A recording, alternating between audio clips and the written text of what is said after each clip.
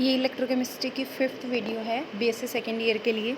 इससे पहले वाले वीडियो में हम इलेक्ट्रोकेमिकल सीरीज़ के बारे में बात कर चुके हैं। इस वीडियो में जो हमारा इलेक्ट्रोकेमिकल सेल था, वो इलेक्ट्रोकेमिकल सेल एक्चुअल में क्या होता है, केमिकल एनर्जी को इलेक्ट्रिकल एनर्जी में कन्वर्ट करता है। और जब वो इलेक्ट्रिकल एनर्जी में कन्वर्ट करता है, उस इलेक्ट्रिकल एनर्जी को हम गिब्स फ्री एनर्जी से कैसे कनेक्ट कर सकते हैं, मतलब क्या रिलेशन है गिब्स फ्री एनर्जी का। मैंने आपको बताया था कि जो रिवर्सिबल सेल होते हैं वो जब थर्मोडायनेमिक कंडीशंस को फॉलो करते हैं तो उनको हम रिवर्सिबल सेल में कन्वर्ट करते हैं। कोई भी सेल अगर थर्मोडायनेमिक कंडीशंस को फॉलो करेगा तो वो रिवर्सिबल सेल होगा। उन्हीं थर्मोडायनेमिक कंडीशंस का इलेक्ट्रिकल एनर्जी से क्या रिलेशन है, वो हम इसके अंदर स्टडी करेंगे।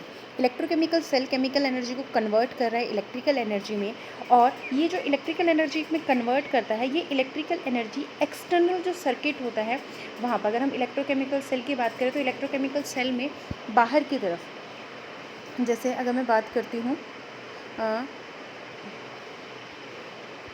जैसे ये हमारा एक इलेक्ट्रोकेमिकल सेल है।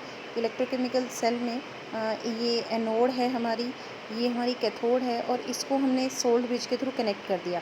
और सोल्ड ब्रिज के थ्रू कनेक्ट करके हम इन दोनों इलेक्ट्रोड्स को एक वोल्ट मीटर के थ्रू कनेक्ट करते हैं।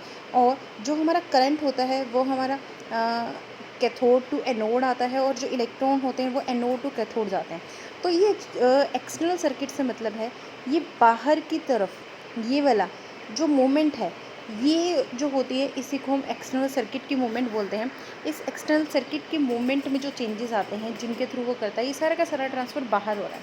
और जब इलेक्ट्रिकल एनर्जी एक सेल में प्रोड्यूस होती है, या फिर कहते हो सकते हो कि वो इलेक्ट्रिकल वर्क डन करता है। इलेक्ट्रिकल वर्क डन की अगर हम बात करें, जब क्या करते हैं, इलेक्ट्रॉन एक जगह से दूसरी जगह मूव कर रहे हैं, तो एक जगह से दूसरी जगह जब वो मूव करेंगे तो कितनी उन इलेक्ट्रॉन की क्वांटिटी मूव की, वो और उस ईएमएफ की सेल जो थी, उस ईएमएफ की सेल के साथ, मतलब जब इलेक्ट्रॉन मूव कर रहे हैं तो मूव करते वक्त वो कितनी ईएमएफ सेल की अपने साथ लेकर जा रहे हैं, वो टोटल हमारा वर्क डन होता है। वर्क डन जब हम कैलकुलेट करते हैं, मान लो हमारे n नंबर ऑफ इलेक्ट्रॉन पास की एक सर्किट में से, और एक इलेक्ट्रॉन जो है वो 1 फेराडे इलेक्ट्रिसिटी यूज़ करता है। Work done, electrical work done की बात करें तो इलेक्ट्रिकल वर्क डन जो हमारा होगा वो क्या होगा, N इंटू एफ इंटू ई। ई हमारी ईएमएफ ऑफ सेल है, एफ हमारा क्वांटिटी ऑफ इलेक्ट्रिसिटी कह सकते हो, यानी कि फेराडे की वैल्यू है, और एन नंबर ऑफ इलेक्ट्रॉन्स है। तो एक तरह से जो क्वांटिटी ऑफ इलेक्ट्रिसिटी है वो हमारी किसकी इक्वल है, एन इंटू एफ की। जब क्या करते हैं, इलेक्ट्रॉन जो टोटल इलेक्ट्रिसिटी ट्रांसफ़र हुई उसको निकालने के लिए फेराडे ने इक्वेशन दी थी, और ये हमारा ट्रांसफ़र कितना होता है इलेक्ट्रिसिटी का, एन इंटू एफ। ये सब आपने फिजिक्स में भी पढ़ा होगा और बहुत पहले भी आपने ये सारी चीज़ें स्टडी की हुई हैं। अगर हम बात करें इलेक्ट्रिकल वर्क डन की, तो नंबर ऑफ इलेक्ट्रॉन्स एक एक्सटर्नल सर्किट में से कितने पास गए, हम पहले वो काउंट करते हैं। और जो एक इलेक्ट्रॉन होता है वो 1 फेराडे चार्ज कैरी करता है। ठीक है, एक जो इलेक्ट्रॉन है 1 फेराडे चार्ज क्या कर रहा है, कैरी कर रहा है। तो जो टोटल इलेक्ट्रिसिटी पास करेगी उसको काउंट करने के लिए हम क्या करेंगे, नंबर ऑफ़ इलेक्ट्रॉन से मल्टीप्लाई कर देंगे। तो नंबर ऑफ़ इलेक्ट्रॉन से मल्टीप्लाई करके हमारी जो वैल्यू आती है वो कितनी आती है, एन इंटू एफ। और जो पूरा इलेक्ट्रिकल वर्क डन बनता है वो क्या हो जाता है, एन इंटू एफ इंटू में E M F of cell.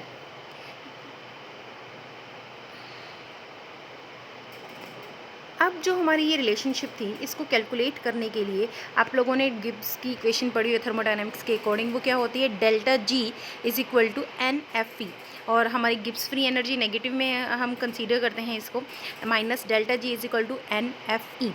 अब इसी इक्वेशन को, जो हमारी गिब्स हेल्महोल्ट्ज़ इक्वेशन थी, आपने थर्मोडायनेमिक्स में पढ़ी हुई है, लास्ट सेमेस्टर में था Gibbs Helmholtz equation. Gibbs Helmholtz equation हम निकालते हैं तो वो थी delta G is equal to delta H plus T into में कर्ल डेल्टा जी अपॉन में curl T at constant pressure. ये हमारी Gibbs free energy, Gibbs Helmholtz equation at constant pressure है। और जो मैंने फर्स्ट यूज़ किया वो गिब्स फ्री एनर्जी ली है in the term of delta G, Faraday की टर्म्स में, minus delta G is equal to N F E. और इन दोनों इक्वेशंस को, डेल्टा जी की टर्म्स को हमने कंपेयर कर दिया। जब हम इन दोनों कंपेयर करते हैं तो हमारी जो इक्वेशन आती है, N minus N F E is equal to delta H plus T into कर इंटू में minus N F E into sorry upon curl T at constant pressure. अब मैं अगर एन एफ पी का नेगेटिव हटाऊँ तो बाकी जो टर्म्स हैं वो नेगेटिव में आ जाएंगे। हम कैसे लिखेंगे, N F E is equal to minus delta H, जो ये नेगेटिव था वो नेगेटिव बाहर आएगा, और जब हम इसका डिफ्रेंशिएशन करते हैं तो नेगेटिव नेगेटिव प्लस हो जाता है। तो हमारी इक्वेशन बन जाती है minus delta H plus T N F curl E upon में curl T at constant pressure. और ये टर्म बनने के बाद हमारी ई की वैल्यू अगर हम कैलकुलेट करते हैं, जो एन एफ है, इस पूरी इक्वेशन को मैंने एन एफ से डिवाइड कर दिया। जो हमारी इक्वेशन नंबर 3 है, इस पूरी इक्वेशन को हम क्या करेंगे, एन एफ से डिवाइड कर देंगे, तो हमारी इक्वेशन आ जाएगी E equal to minus delta H upon में एन एफ प्लस टी कर ई अपॉन में कर T at constant pressure. N F से एन एफ कैंसिल हो जाएगा। जो ये हमारा रिजल्ट आया, जो हमारी ये इक्वेशन आती है E is equal to minus delta H upon में N F plus T into में कर्ल ई अपॉन में curl T at constant pressure. ये जो कर्ल ई अपॉन में कर्ल टी है, इसकी वैल्यू के ऊपर 3 कंडीशंस होती हैं। अगर हमारी ये जो वैल्यू है वो अगर ज़ीरो हो जाए, अगर हमारी ये क्या वैल्यू ज़ीरो हो जाती है, तो हमारी जो ई की वैल्यू है वो इक्वल हो जाती। अगर ऐसा हुआ तो हमारी जो ई की वैल्यू है, यानी कि अगर मैं बात करूँ डेल्टा एच, एक तरह से भी कह सकते हो delta H is equal to minus N F E हो जाएगा, ये वाली वैल्यू होती है। लेकिन अगर हमारी वो वैल्यू ज़ीरो से ज़्यादा होती है तो हमारी एन एफ की वैल्यू, एन एफ ई की वैल्यू ज़्यादा आएगी और माइनस डेल्टा एच की वैल्यू कम हो जाएगी। और अगर मैं कंडीशन अप्लाई करती हूँ वो लेस देन जीरो है, तो हमारा एन एफ ई की वैल्यू कम हो जाएगी और माइनस डेल्टा एच जो एंथैल्पी है उसकी वैल्यू ज़्यादा हो जाएगी। इस तरह से जो ये हमारी इक्वेशन थी गिब्स फ्री एनर्जी के साथ जो हमने रिलेशनशिप निकाला, इस रिलेशनशिप से हमने डेल्टा एच की वैल्यू को भी कंपेयर कर दिया। नेक्स्ट, थर्मोडाइनमिक्स जो सेल रिएक्शन है उसके थ्रू हम डेल्टा जी और डेल्टा एच की वैल्यू कैलकुलेट करेंगे। अगर हम डेल्टा जी की वैल्यू की बात करें तो डेल्टा जी किसके इक्वल है, माइनस एन एफ ई, ये आपको पता ही है।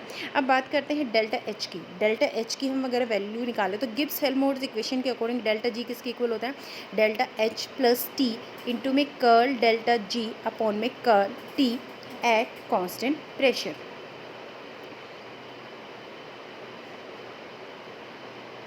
ठीक है।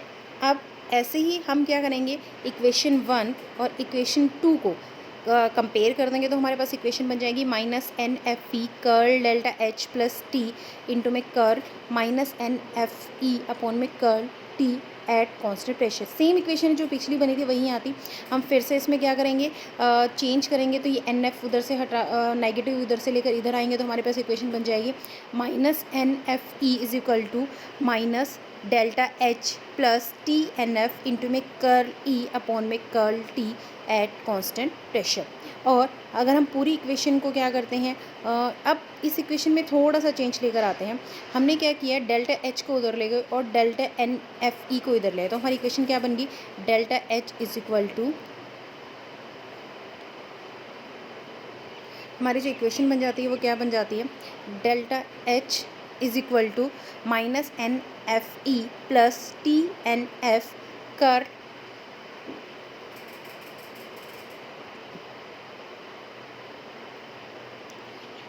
Delta H is equal to minus N F E plus T N F into में कर्ल ई अपॉन में curl T at constant pressure. और अब इस इक्वेशन में से, जो ये वाली इक्वेशन है आपकी, इस इक्वेशन में से